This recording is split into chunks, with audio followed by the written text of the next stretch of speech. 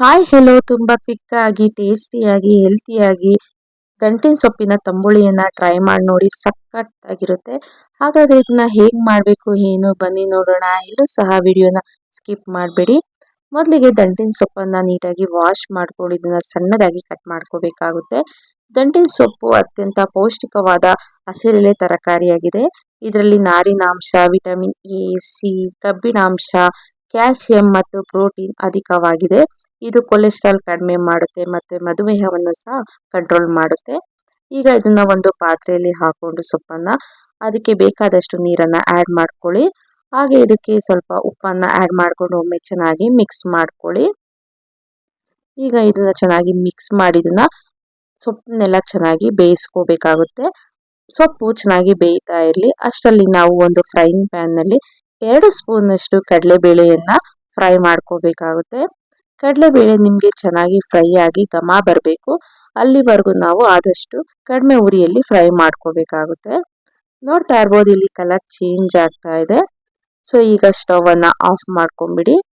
ಇದಕ್ಕೆ ನಾನು 1 ಸ್ಪೂನಷ್ಟು ಜೀರಿಗೆ, 5 ಮೆಣಸು, ಒಂದು 7ರಿಂದ 8 ಹಸಿಮೆಣಸಿನ್ಕಾಯಿ, ಒಂದು 3 ಮೆಣಸಿನ್ಕಾಯಿ ಕೆಂಪು ಮೆಣಸಿನ್ಕಾಯಿನ ಹಾಕೊಂಡು ಇದನ್ನ ಒಂದು ಮಿಕ್ಸಿ ಜಾರ್ಗೆ ಹಾಕೊಂಡು ನಂತರ ಇದಕ್ಕೆ 1 ಸ್ಪೂನಷ್ಟು ಧನಿಯಾ ಪೌಡರ್, ಅರ್ಧ ಸ್ಪೂನಷ್ಟು ಅರಿಶಿನ, 1 ಸ್ಪೂನಷ್ಟು ಉಪ್ಪು ಹಾಗೆ 1 ಕಪ್ನಷ್ಟು ತೆಂಗಿನಕಾಯಿ ತುರಿಯನ್ನು ಹಾಕಿ ಸ್ವಲ್ಪ ನೀರನ್ನು ಆ್ಯಡ್ ಮಾಡಿಕೊಂಡು ನುಣ್ಣಗೆ ಗ್ರೈಂಡ್ ಮಾಡ್ಕೊಳ್ಳಿ. ಈಗ ಈ ಕಡೆ ನೋಡ್ತಾ ಇರ್ಬೋದು ಸೊಪ್ಪು ಸಹ ಚೆನ್ನಾಗಿ ಬೆಂದಿದೆ.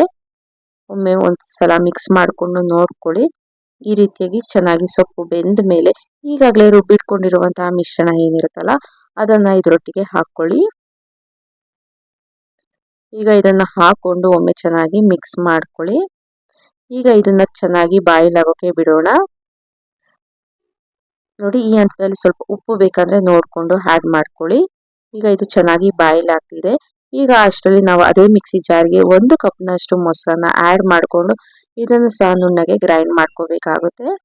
ಸೊ ಈ ಗಟ್ಟಿ ಮೊಸರನ್ನ ಗ್ರೈಂಡ್ ಮಾಡಿ ಇದರೊಟ್ಟಿಗೆ ಮಿಕ್ಸ್ ಮಾಡಿಕೊಂಡು ಒಮ್ಮೆ ಚೆನ್ನಾಗಿ ಬಾಯ್ಲ್ ಮಾಡೋಕೆ ಬಿಡೋಣ.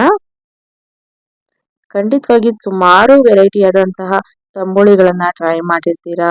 ಒಮ್ಮೆ ಈ ರೀತಿಯಾಗಿ ಟ್ರೈ ಮಾಡಿ ತುಂಬಾನೇ ಚೆನ್ನಾಗಿರುತ್ತೆ. ಇದು ಚೆನ್ನಾಗಿ ಕುದಿ ಬರೋ ಟೈಮ್ನಲ್ಲಿ ಒಗ್ಗರಣೆಯನ್ನ ಹಾಕೊಳ್ಳಿ. ಒಗ್ಗರಣೆಗೆ ಎಣ್ಣೆ, ಸಾಸಿವೆ, ಕರಿಬೇವನ್ನ ಹಾಕೊಂಡಿದ್ದೀನಿ. ಸೊ ಹಾಕಿ ಒಮ್ಮೆ ಚೆನ್ನಾಗಿ ಮಿಕ್ಸ್ ಮಾಡಿ ಇದನ್ನ ಒಂದು 5 ನಿಮಿಷ ಚೆನ್ನಾಗಿ ಬಾಯ್ಲ್ ಆಗೋಕೆ ಬಿಡೋಣ. ನೋಡಿ ಇದು ಈ ರೀತಿಯಾಗಿ ಚೆನ್ನಾಗಿ ಕುದಿ ಬರಬೇಕು. ಈಗ ಇದು ರೆಡಿ ಆಗಿದೆ. ಸೊ ಈಗ ನಾನು ಸ್ಟವ್ ಅನ್ನ ಆಫ್ ಮಾಡ್ತಾ ಇದ್ದೀನಿ. ಈಗ ನೀವು ಇದನ್ನ ಬಿಸಿ ಬಿಸಿ ಅನ್ನ ಜೊತೆಗೆ ಸರ್ವ್ ಮಾಡಿ ತುಂಬಾನೇ ರುಚಿಯಾಗಿರುತ್ತೆ. ಈ ರೆಸಿಪಿ ಇಷ್ಟ ಇದ್ರೆ ನಿಮ್ಮ ಫ್ರೆಂಡ್ ಮತ್ತು ಫ್ಯಾಮಿಲಿ ಮೆಂಬರ್ಸ್ ಒಂದಿಗೆ ಶೇರ್ ಮಾಡಿ ಹೀಗೆ ಸಪೋರ್ಟ್ ಮಾಡಿ. Thank you so much. Bye.